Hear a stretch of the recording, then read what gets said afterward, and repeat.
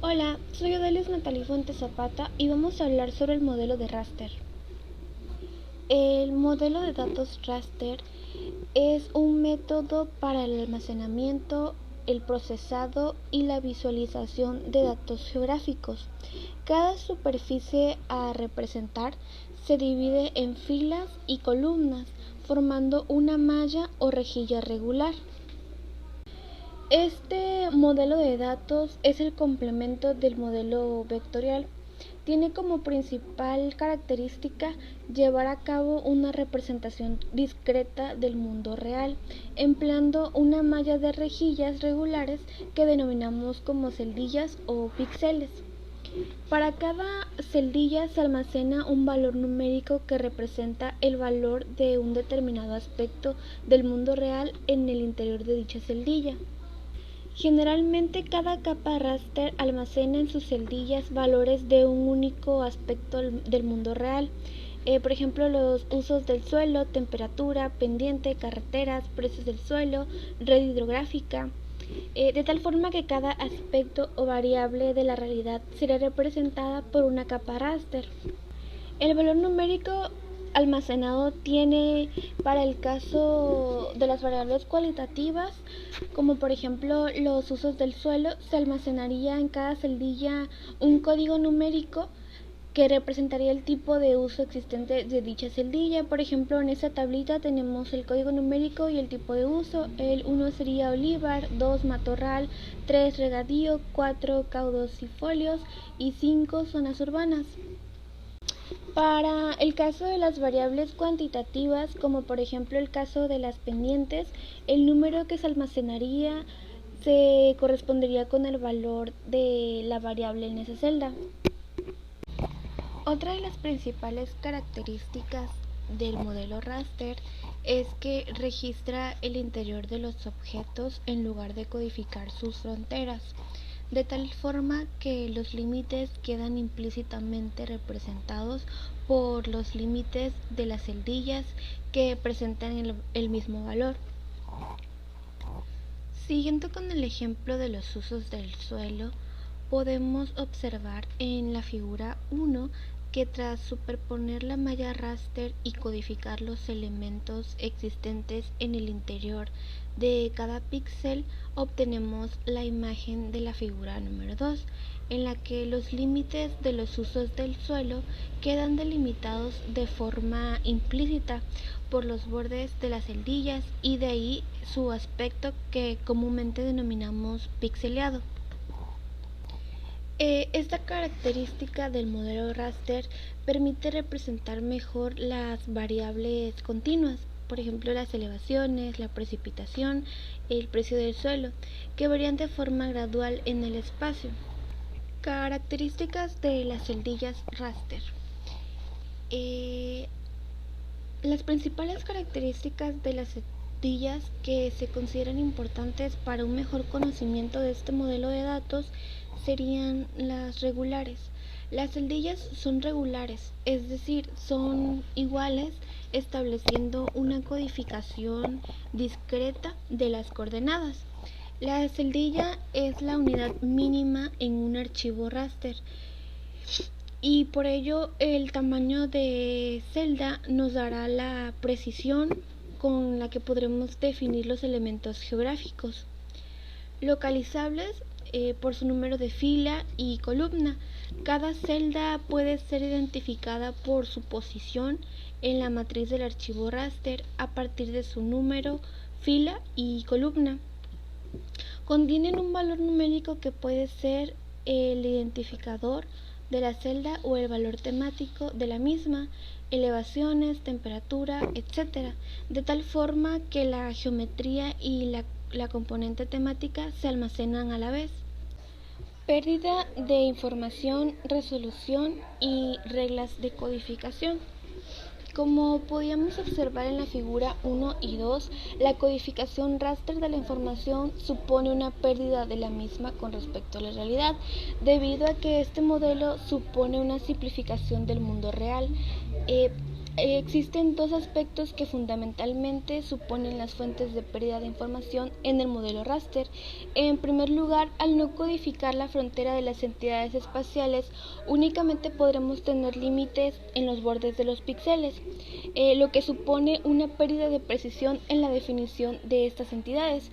Esta pérdida de precisión estará en relación con la resolución del píxel, entendida esta como la longitud del lado de las celdillas, de tal forma que a mayor longitud del lado va a haber una menor resolución. Parece obvio señalar que una mayor resolución posibilitará una mayor precisión de la capa raster, con la que igualmente habría una menor pérdida de información. Sin embargo, la alta resolución tiene una contrapartida y es el mayor tamaño de los ficheros raster, puesto que el número de las celdas necesarias crece de manera elevada. En segundo lugar, encontramos el hecho de que cada una de las celdillas solamente podemos almacenar el valor de la variable, aunque en muchas de ellas coexisten zonas con diferentes valores. Generalmente se suele aplicar la regla de codificación del 50%, que asigna a un píxel el valor de aquella categoría que presente más del 50% de la superficie del píxel. Igualmente, también es posible aplicar la codificación de presencia-ausencia, especialmente cuando se trata de capas binarias, en las que únicamente distinguimos si se da o no un fenómeno, que asigna al píxel el valor de una entidad siempre que esté presente, aunque sea de forma mínima. Vector versus raster.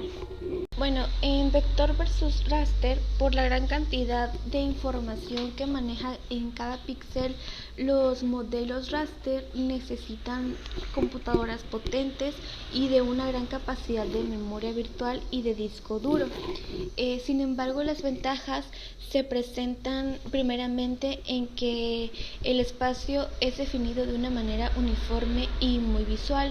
Como resultado, los sistemas raster tienen mayor poder analítico que el vectorial en el análisis del espacio continuo y por tanto es idóneo para el estudio de fenómenos cambiantes en el espacio, como las variables de los suelos, elevación del terreno, los índices de vegetación, precipitaciones, etc.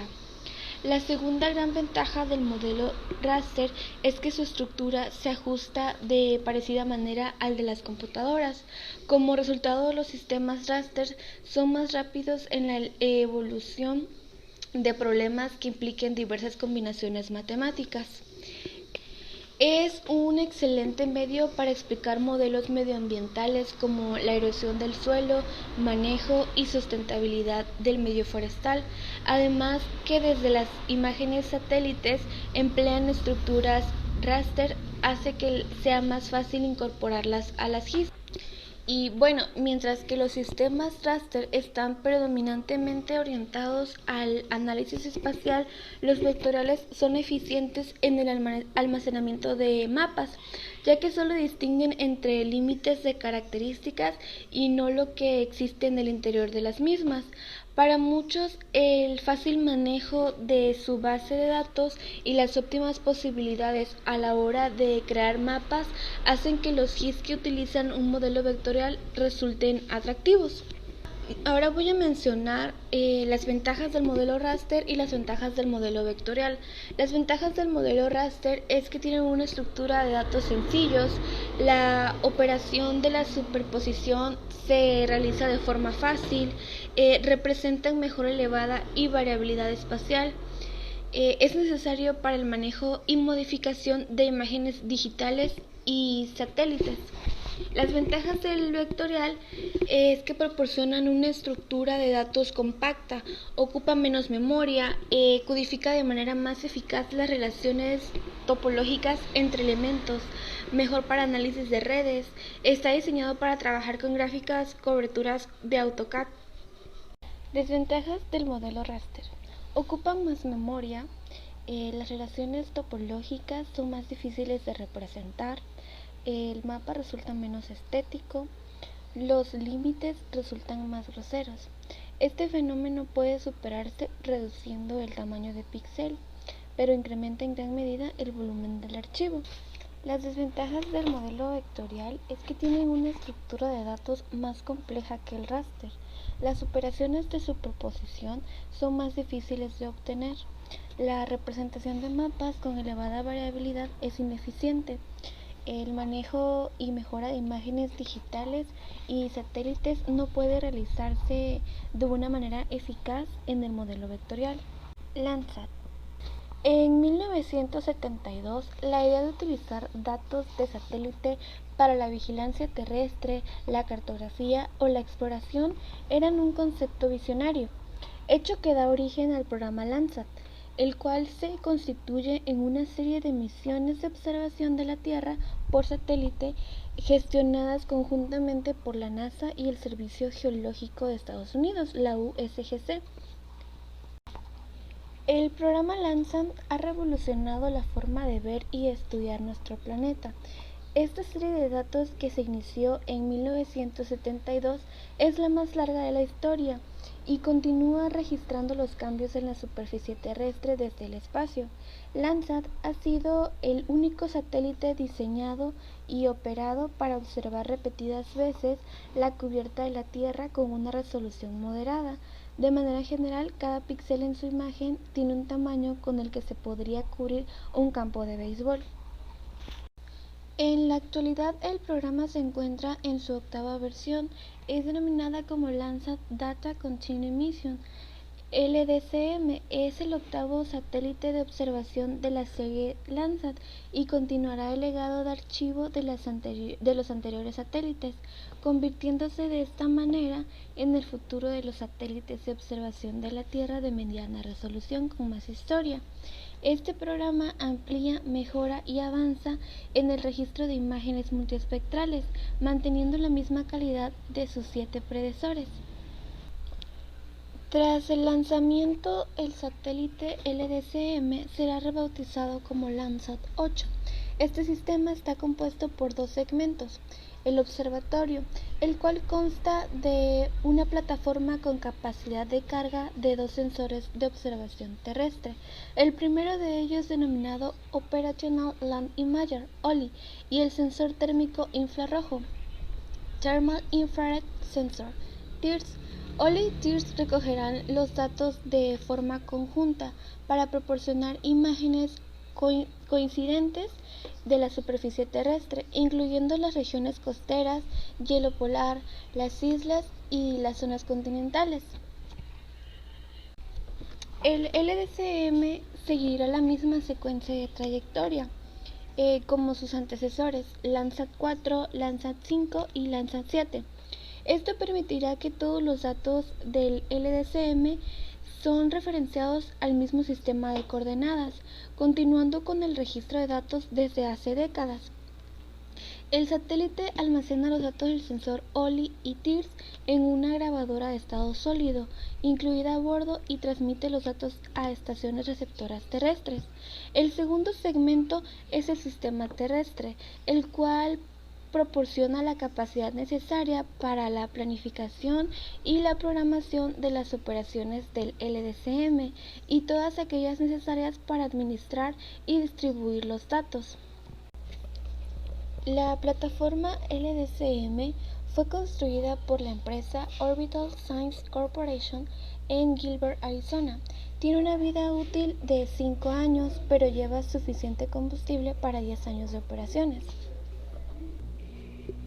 El futuro de la LDCM.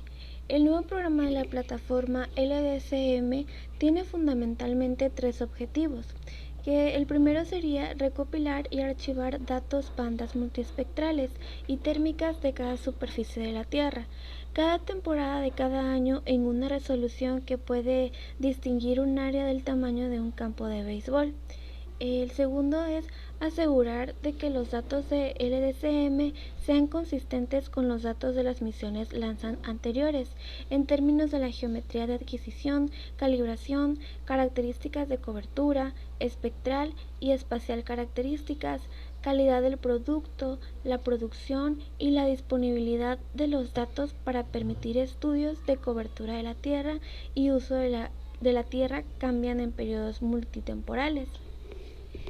El siguiente es distribuir productos de datos LDCM estándar sobre una base no discriminatoria y sin costo a los usuarios. Los instrumentos en Landsat 8. Los dos instrumentos a bordo de LDCM Operational Land Imager OLI y el sensor térmico infrarrojo TIRS representan avances evolutivos en la tecnología de sensores remotos y en su rendimiento. OLI y TIRS miden la superficie terrestre en el visible, infrarrojo cercano, infrarrojo de onda corto e infrarrojo térmico con una resolución moderada entre 49 y 328 pies. Dependiendo de la longitud de onda espectral, la distribución de la energía observada en estas longitudes de onda revela información sobre la reflexión y emisión de superficies. Para hacer posible que los científicos comparen las nuevas imágenes Landsat con imágenes tomadas en el pasado, los ingenieros han tenido que diseñar el satélite LDCM con parámetros que permitan medir más o menos las mismas bandas espectrales, al igual que los satélites Landsat anteriores. Además, el OLI proporciona dos nuevas bandas espectrales, una especialmente adaptada para la detección de nubes cirrus y la otra para las observaciones en las zonas costeras.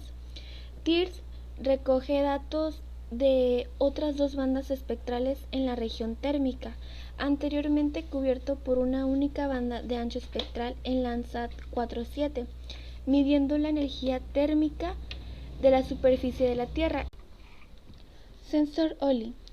Este sensor avanza en la tecnología de los sensores Landsat utilizando un enfoque demostrado ya por el sensor Advanced Land Imager, ubicado en el satélite experimental de la NASA. En el comienzo los satélites Landsat estaban equipados con sensores Wishbone, los cuales empleaban espejos de exploración como instrumentos visión para barrer el campo espectral a través de un ancho de banda superficial y transmitir la luz a unos detectores. A diferencia del OLI, el cual utiliza un sensor del tipo Wishbone, compuesto por una serie de baterías largas de detectores con más de 7000 detectores por banda espectral alineados en su plano focal en su respectivo ancho de banda. El diseño del Wishbone lo hace un instrumento más sensible, proporcionando una mejor información de la superficie terrestre con menos partes móviles. Pues sus imágenes tienen una resolución espacial de 49 pies pancromátricas y 98 pies. A lo largo de 115 millas de ancho de imagen, cubriendo así amplias zonas de la Tierra, mientras que proporciona una resolución suficiente como para distinguir las características tales como centros urbanos, granjas, bosques y otros tipos de cubiertas de suelo. El OLI fue diseñado para tener una vida útil de 5 años y detectar a las mismas bandas espectrales de los anteriores instrumentos del Landsat, con la excepción de la banda del infrarrojo térmico. Además de las 7 bandas multiespectrales del anterior Landsat, OLI agregará dos nuevas bandas espectrales, una banda azul costera y una banda en el infrarrojo de onda corta, CIRRUS. Estas nuevas bandas van a ayudar a los científicos a medir la calidad del agua y van a facilitar la detección de nubes altas y delgadas que previamente han sido difíciles de observar en las imágenes Landsat. Sensor TIRS. Todo en la Tierra emite radiación térmica infrarroja, término que comúnmente conocemos como calor. La física nos dice que la cantidad de radiación emitida es proporcional a la temperatura del objeto. El sensor térmico infrarrojo fue añadido a la carga útil del LDCM cuando se hizo evidente que los gestores de los recursos hídricos se basaban en las mediciones de alta precisión de la energía térmica de la Tierra obtenidas por los predecesores del LSM. Con el fin de hacer un seguimiento del uso de la Tierra y el agua, la decisión de añadir el sensor TIRS se hizo después de que el diseño de la misión se había iniciado. Los ingenieros tenían menos de 4 años para diseñar y construir TIRS, por lo que recurrieron a una nueva tecnología desarrollada por la NASA. Esta nueva tecnología desarrollada por la NASA es llamada Quantum Wheel Infrared Photodetectors. Estos mismos detectores están hechos de un material que es compatible con el procesamiento de silicio, lo que significa que son las mismas herramientas que utilizan en las instalaciones para hacer chips de computadora. Estos también son muy fiables, uniformes y muy adecuados a las necesidades del sensor TIRS. El diseño de este detector opera en los complejos principios de la mecánica cuántica. Chips semiconductores atrapan electrones en un estado de energía Will hasta que los electrones se elevan a un estado superior por la luz infrarroja térmica de una determinada longitud de onda. Los electrones elevados crean una señal eléctrica que puede medirse y registrarse para crear una imagen digital. Los satélites Landsat anteriores miden la temperatura superficial del suelo utilizando una sola banda térmica para detectar longitudes de onda largas de la luz emitida por la superficie de la Tierra. Los Quantum Wheel Infrared Photodetectors en el TIRS, sin embargo, detectan dos segmentos del espectro infrarrojo térmico, ambos incluidos dentro de una ventana de transmisión atmosférica con el fin de producir mejores estimaciones de la temperatura superficial.